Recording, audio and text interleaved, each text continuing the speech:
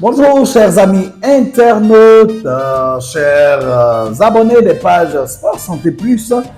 Nous vous sommes totalement reconnaissants pour tous ces nombreux partages et tous ces abonnements grâce à vos partages que vous faites dans vos différents groupes. Nous allons toujours sur le thème qui nous réunit, le développement des pathologies bucco-dentaires et la performance sportive. Aujourd'hui, nous allons conclure en faisant un chapitre assez important. Ça n'allait pas être quelque chose de juste si malheureusement on vous laissait sans ce dernier chapitre. Il s'agit du chapitre de la prévention des pathologies bucco-dentaires. Top, on y va.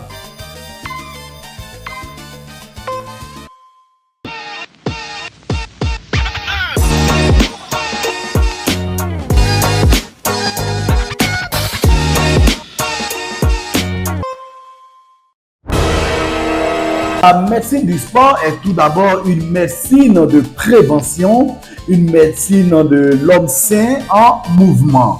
Il est ainsi important de ne pas attendre la survenue d'accidents, de pathologies dans la pratique sportive avant de se dépêcher de les résoudre, car malheureusement certaines de ces pathologies peuvent laisser des séquelles qui vont totalement mettre un coup d'arrêt à la carrière d'un sportif. Nous allons voir la prévention des pathologies traumatiques. Et là, nous vous ramenons à notre vidéo qui a été faite il y a quelques temps sur la sécurité dans la pratique sportive. Ainsi, éviter les traumatismes maxillofaciaux vont partie de la disposition des éléments qui vont empêcher un accident tout autour du terrain de pratique. Ces traumatismes peuvent être évités également au travers d'une bonne formation où les athlètes auront les bons gestes qui vont éviter à ceux-ci d'avoir des traumatismes au niveau maxillofacial.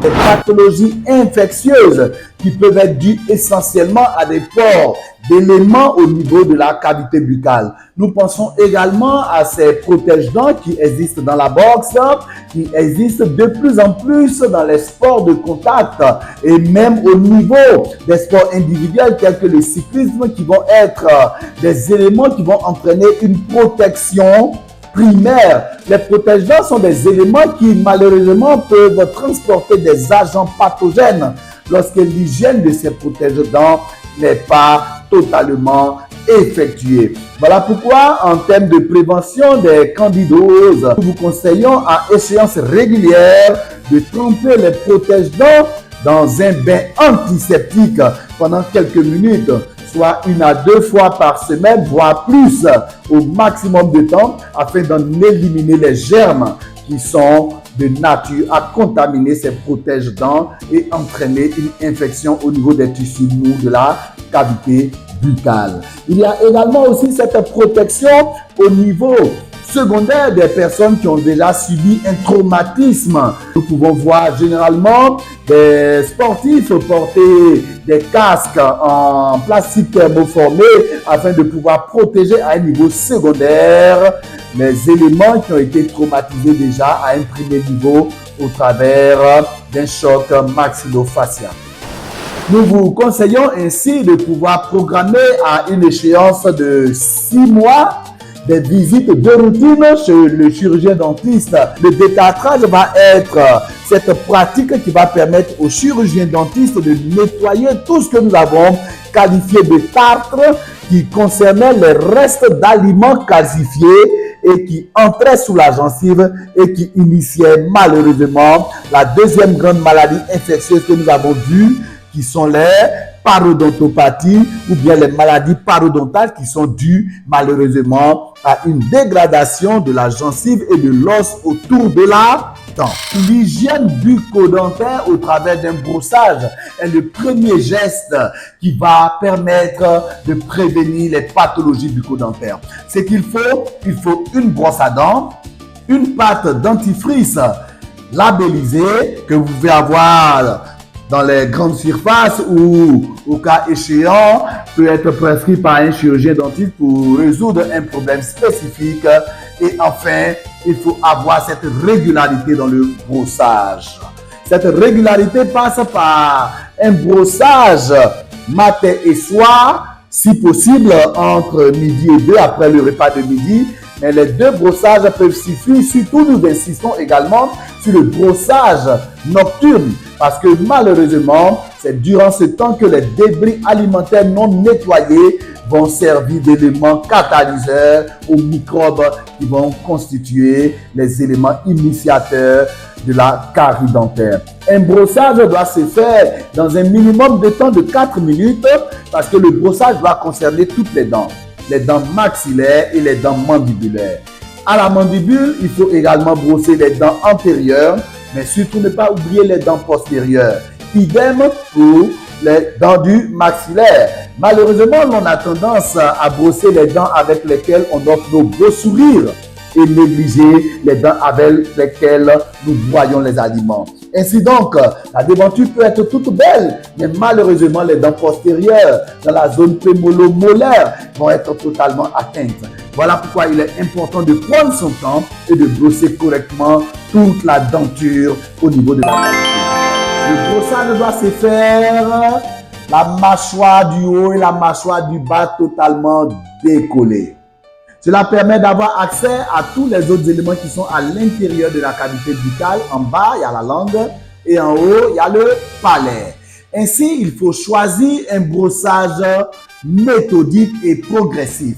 Il faut savoir que la brosse à dents est mise, et sinon les poils de la brosse à dents sont mises à environ 45 degrés au niveau de la gencive.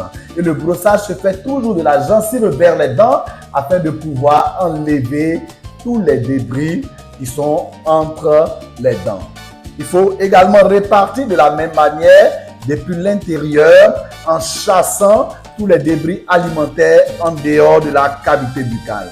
Enfin, pour terminer avec la mandibule, uniquement sur les surfaces qu'on appelle les surfaces occlusales, c'est-à-dire les surfaces sur lesquelles on broie la nourriture, c'est à ce niveau qu'il est totalement autorisé de faire un mouvement de va-et-vient au niveau horizontal. On n'oublie surtout pas de brosser la langue qui peut se comporter comme une éponge qui va aspirer tous les débris alimentaires et être source de mauvaise haleine qu'on appelle l'halitose. Toujours selon le même principe, le brossage doit toujours se faire de la gencive vers la dent. Ainsi, on fait un mouvement de descente cette fois-ci lorsque nous sommes au maxillaire. Ce brossage va concerner également l'extérieur comme l'intérieur où on doit chasser et envoyer hors de la cavité buccale tous les débris alimentaires. On n'oublie pas de brosser également le palais qui peut malheureusement aussi retenir quelques débris alimentaires. Et surtout ce brossage horizontal d'enfermer va entraîner malheureusement une dégradation de la gencive et être un élément initiateur des maladies parodontales avec une récession gingivale que nous observons qui est essentiellement due à un brossage traumatique, d'où la nécessité de décoller les mâchoires avant un brossage correct. Certains éléments qu'on appelle les adjuvants de brossage qui peuvent être des pics interdentaires, des fils interdentaires, des bains de bouche peuvent être utilisés, malheureusement sans respecter les limites du sulcus et sinon les limites de la papille interdentaire vont être source également d'une irritation de la papille interdentaire et malheureusement initier également aussi la maladie parodontale comme nous l'avons déjà décrit comme une difficulté des tissus de soutien à être totalement sains. Merci de nous avoir suivis.